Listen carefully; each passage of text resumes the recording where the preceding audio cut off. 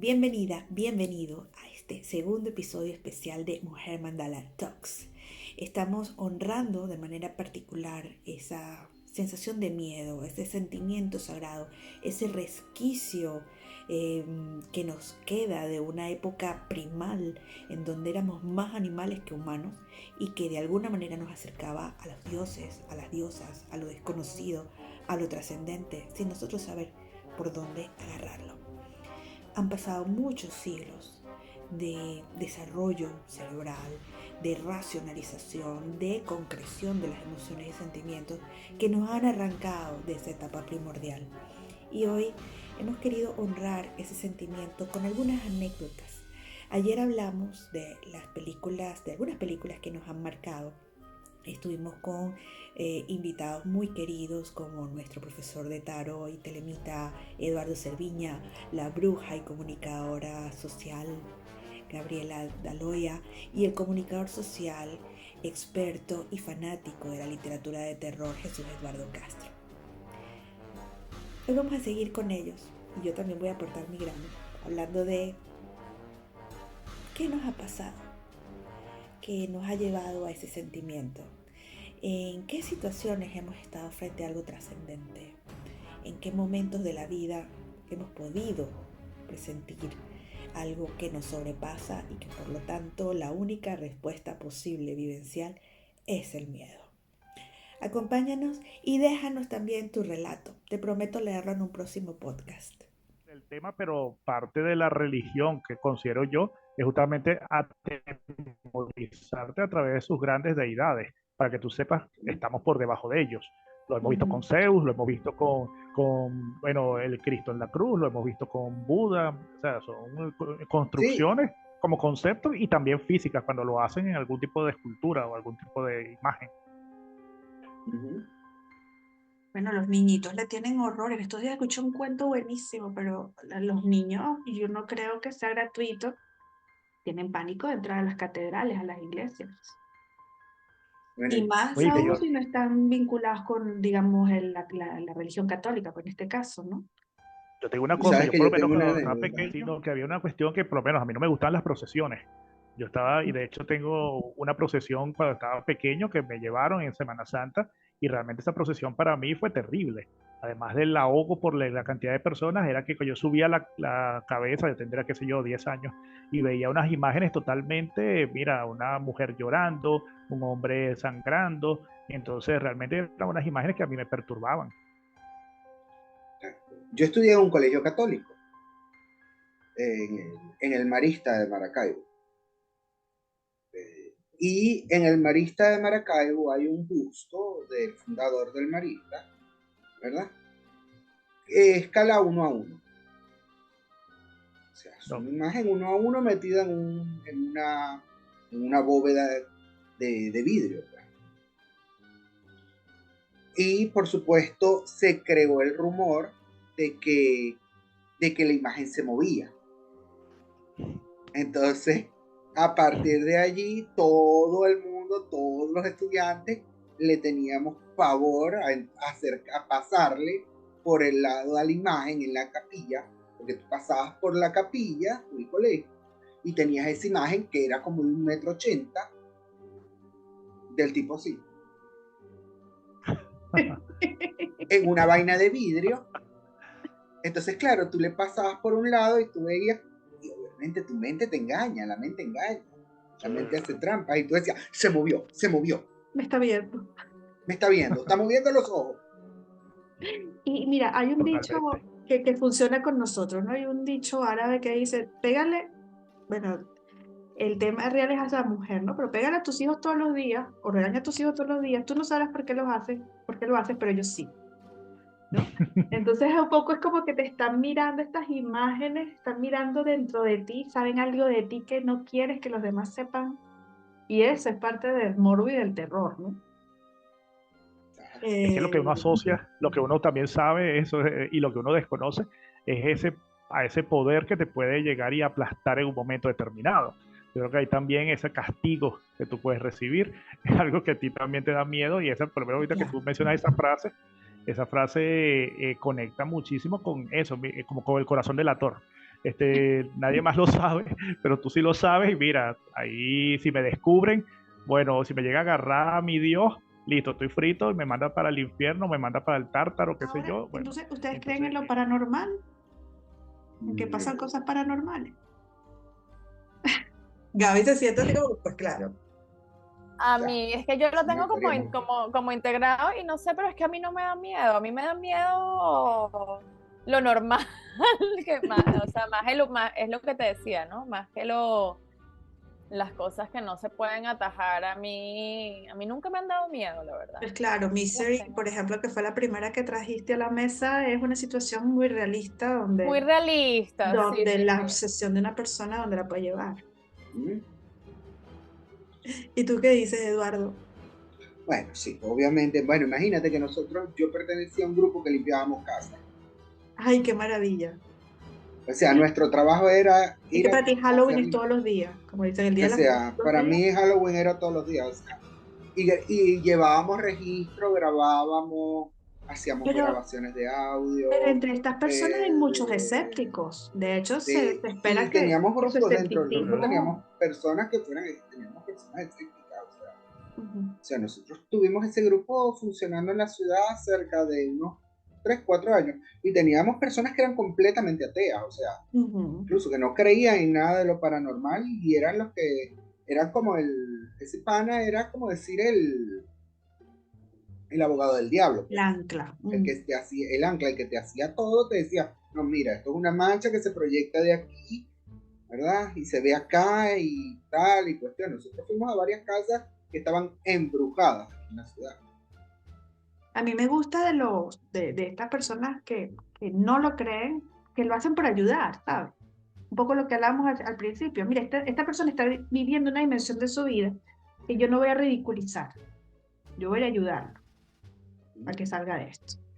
Bueno, en nuestro caso no. ya, yo creo que Este sí lo hacía para demostrar, o sea, Ah, él vale, tenía una pequeña obsesión con demostrar con de que, demostrar.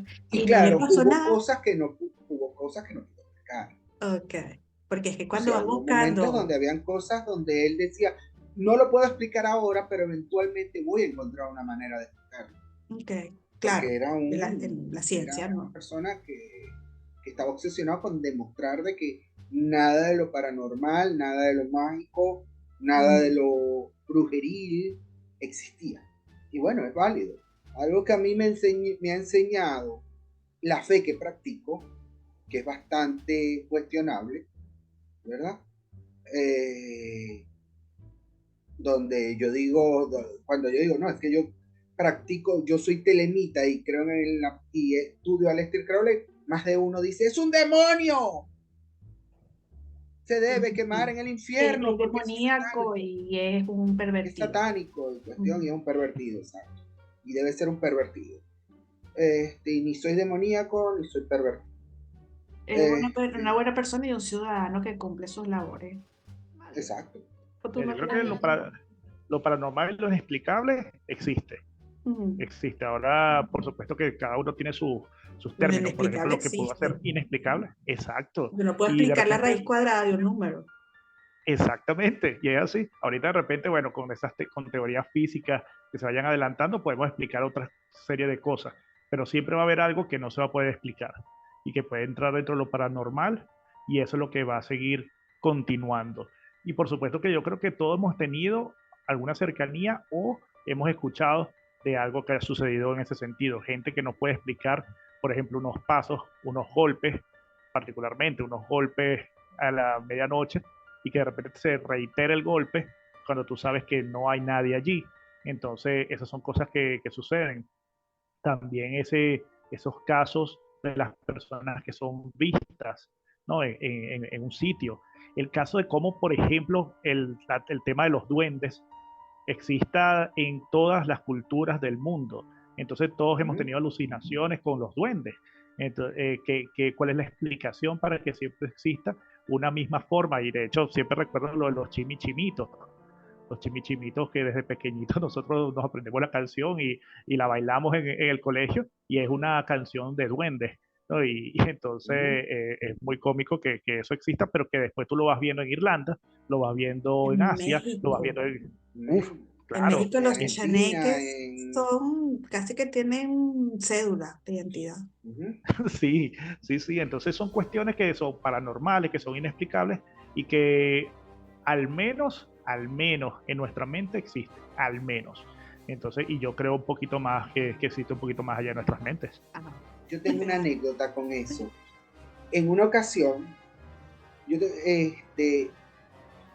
en casa de la exnovia de un primo, nosotros decíamos que ellos decían que esa casa estaba embrujada, que en esa casa habían matado a alguien, que en esa casa habían descuartizado a alguien y enterrado, habían buscado santeros, brujos, rosacruces, habían traído sacerdotes, pastores, de todo. Y todos salían de esa casa, sinceramente, con los pelos así. Mm. Ellos tanto así que se cerraron la casa y se mudaron. Era una casa Ok. vieja, grande, en una urbanización acá que eran campos petroleros. O sea, esa urbanización fue un campo petrolero que lo convirtieron en casas residenciales. Y eran casas gigantescas, caserones de 2 pisos. En esa ocasión, nosotros salimos a llevar a la muchacha porque vivía cerca de casa de una prima. Y dejamos a la muchacha y nos quedamos hablando al frente. Y de pronto se escuchaba la voz de la mamá. ¡Fulana! ¡Vení para acá rápido! Otro, ¡ya voy! ¡Fulanita, apúrate que me pasó algo! Nosotros, verga, ¡ya voy, ya voy! Y ella buscando la llave y nosotros conversando, muchacho al fin. Cuando ella va a meter la llave, llega un taxi y se baja la mamá de la muchacha. O sea, en la casa no había nadie. Y la voz, y Ok. me diría, ok, fue uno que lo escuchó, no, pero éramos como 6 Todos personas y escuchaban. todos escuchamos la voz. Ah, no, el loro. No, ahí no hay loro. O sea, todavía, esas son las cosas que uno no puede explicar. O sea, tuvimos una alucinación colectiva. Exacto. Sí, hubo O una sea, telequinesis, Eso. sí, no sabemos. nada. Llegó la señora y le dice, ¿qué pasó? Y Ay, ustedes papel, color y papel. nosotros así. Y ellos al final se terminaron Es que hay mudando de una esa cuestión, casa por porque ejemplo, los espantaban. Wow. Recuerda que estás viendo Mujer Mandala Talks, especial de miedo. No olvides suscribirte, darle a la campanita para notificarte de una nueva edición, de un nuevo programa y seguir compartiendo con nosotras. Si quieres enviar tus sueños o tu propia anécdota de terror, tienes disponible el correo academiamujermandala@gmail.com. se encienden luces. Y ahorita recuerdo, y bueno, recordando lo de las películas, hay una anécdota alrededor de la película La Casa del Final de los Tiempos, una película venezolana que la protagoniza Ruy Rodríguez. Esa película fue hecha en los 2000, no recuerdo bien el año, y fue hecha en una casa por El Paraíso, una casa bastante vieja, El Paraíso en Caracas. Y el equipo que la hizo cuenta que durante la grabación escucharon muchos pasos, personas que hablaban, murmullos, se caían las cosas. Entonces, en un momento, esa casa estaba amparada, era parte, la habían tomado unos grupo político comunal. Y ellos ahí fue cuando recordaron que esta gente de las comunas no estaba dentro de la casa. Ellos estaban en la parte de afuera y en la sala máximo, entonces, pero no se adentraban en una casona vieja con muchos cuartos y creo que es de 3 pisos porque aún existe. Y lo cierto es que ellos le dijeron que ellos ni siquiera les gustaba pasar la noche ahí por todo lo que se escuchaba y las voces que oían.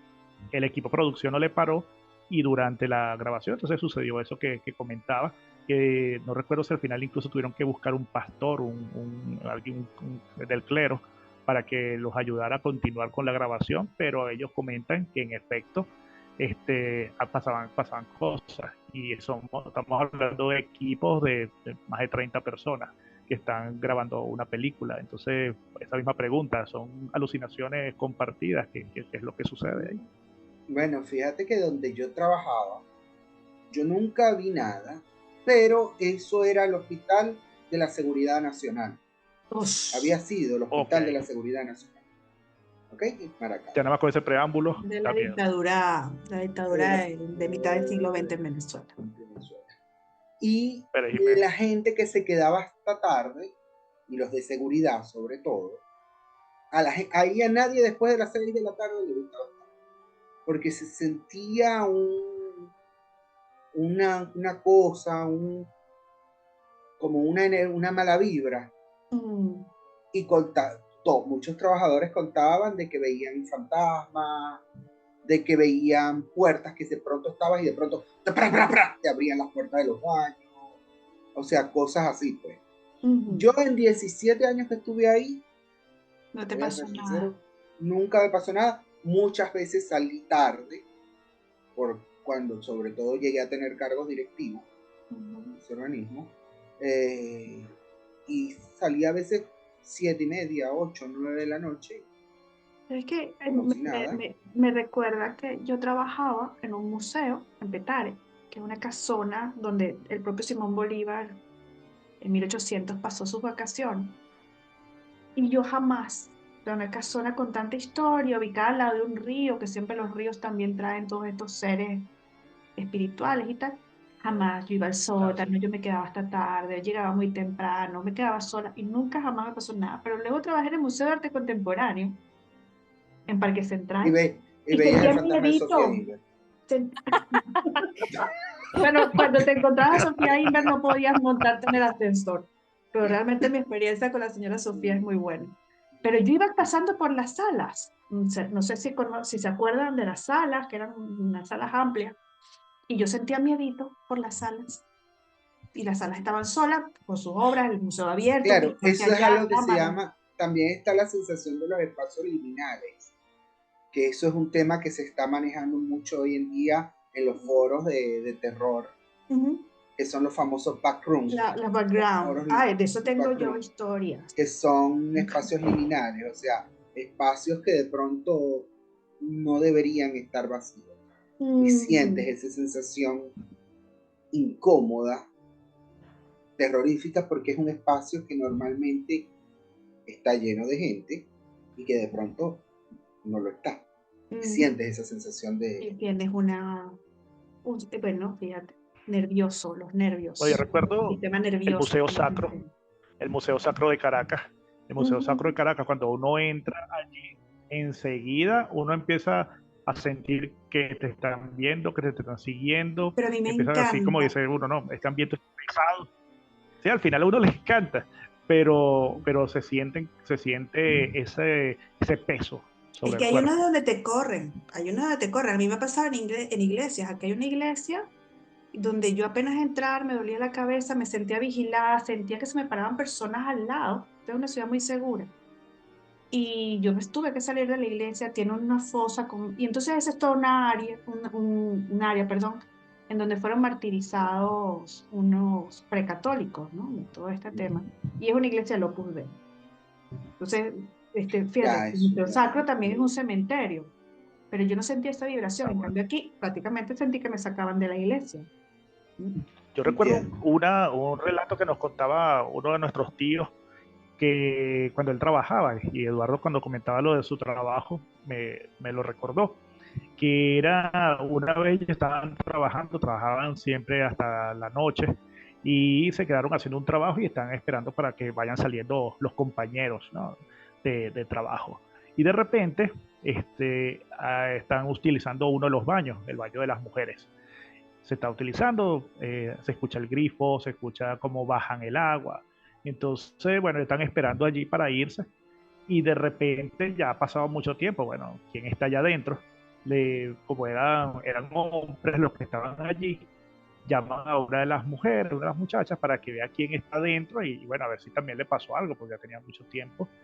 Cuando entran, no había nadie, no había nadie en el baño y en lo que vuelven a salir del baño, vuelve a abrirse el grifo y volvió a bajarse el agua.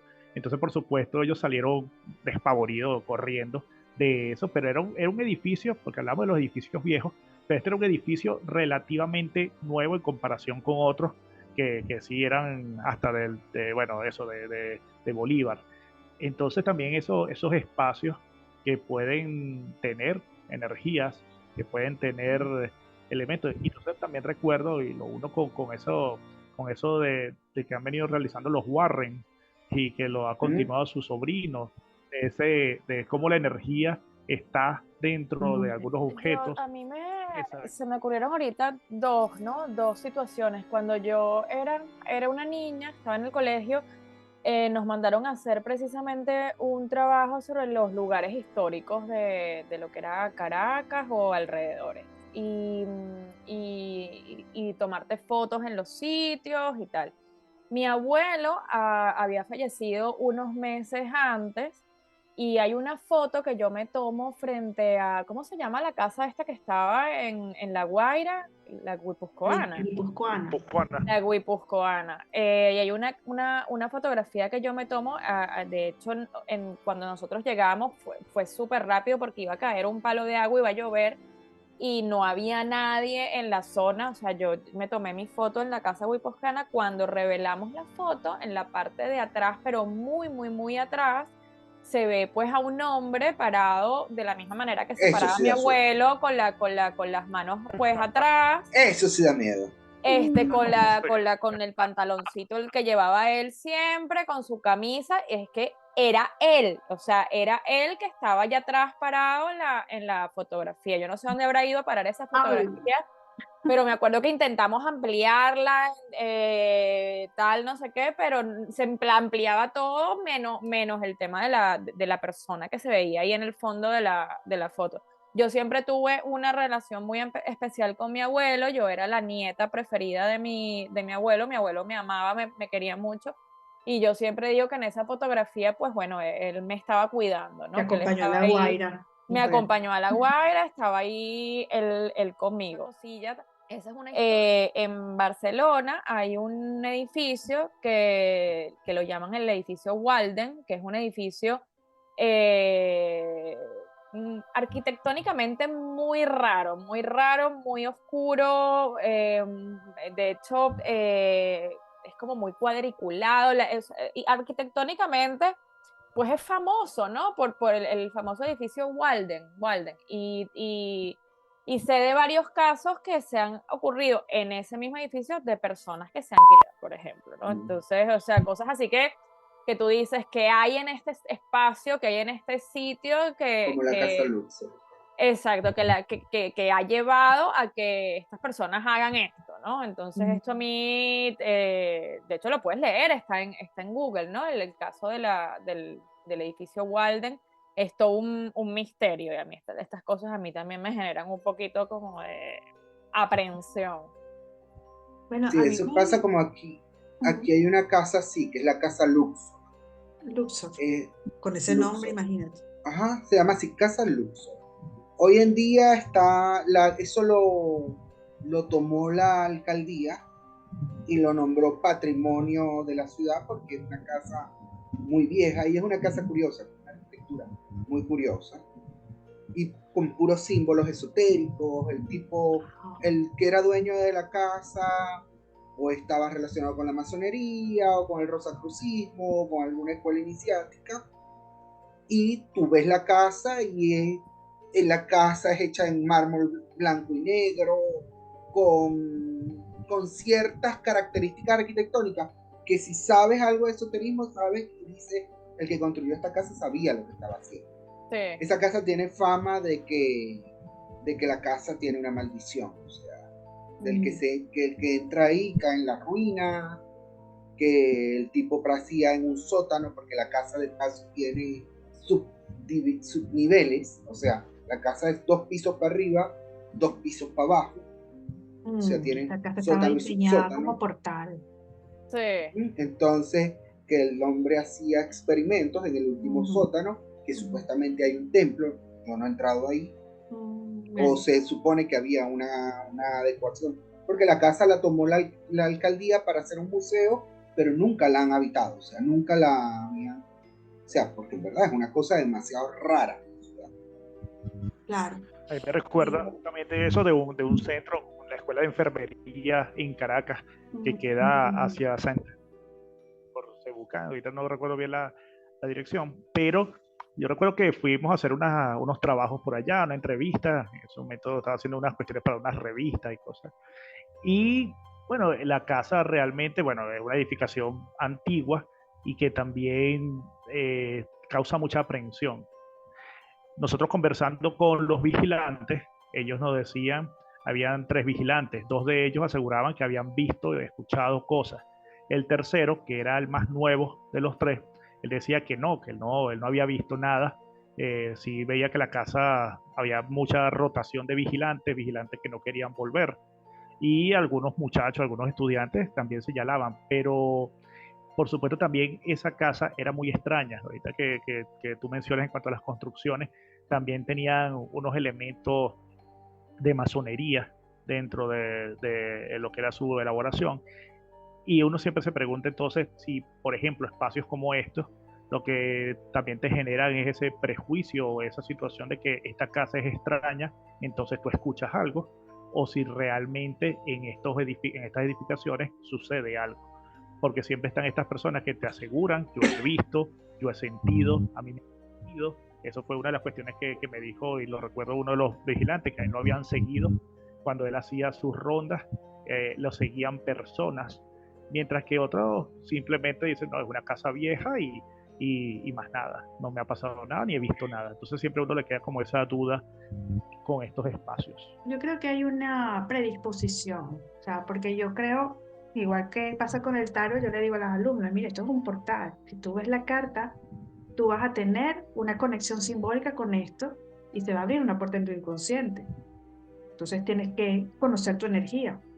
Pero por ejemplo, a mí me pasa cuando practicaba artes marciales, se me abría la percepción. Y yo podía pasar por un espacio y podía decir que veía fantasmas. Pero para mí los fantasmas eran idénticos a otras personas, ¿no? No los veía así como en sexto sentido, con el golpe aquí o con un halo alrededor.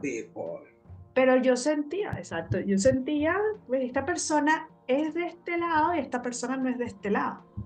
Y no sentía el miedo ni el terror, ni andaba asustada, porque un poco estoy como predispuesta a que, bueno, vamos a hacer puente, ¿no? Un poco las cosas que a mí me han interesado ser bruja. Pero estas personas que sienten que los siguen, que te apuran, que te asustan, yo sí creo que hay energías, porque si la casa fue construida para eso, se pudieron activar las energías, ¿no? Si pusiste un símbolo, igual que pones un Cristo, igual que pones una Virgen, tú estás invocando una energía. Y otra persona puede ser lo suficientemente sensible como para conectarse con esa carga energética, por hablar solamente de este tema de las energías, más allá de tus creencias, de que te asuste o no te asuste, el telemita, el masón, la wicca, lo que aparezca, ¿no? Que ya habíamos hablado que viene de prejuicio, sino de que tú tengas una predisposición también sensorial a esto. Creo que eso puede pasar. Sí. Totalmente. Sí, totalmente. Yo creo que no todas las personas tienen como también esta apertura, ¿no? Y de repente es como la percepción. Lo que yo veo puede ser muy diferente a lo que vea otra persona. Y estamos programados para identificar algo que otros no, por algún elemento que pasa en nuestras mentes. Y entonces yo creo que aquí también se aplica eso. Nuestra mente es muy poderosa y puede llegar a abrir o cerrar puertas. Vamos a invitar a que nos comenten sus propias películas y sus propias experiencias, a ver si hacemos otra edición de esto. Está muy bueno porque seguro que experiencias nos sobran, pero estamos tímidos hoy. ¡Feliz Halloween! ¡Feliz Halloween!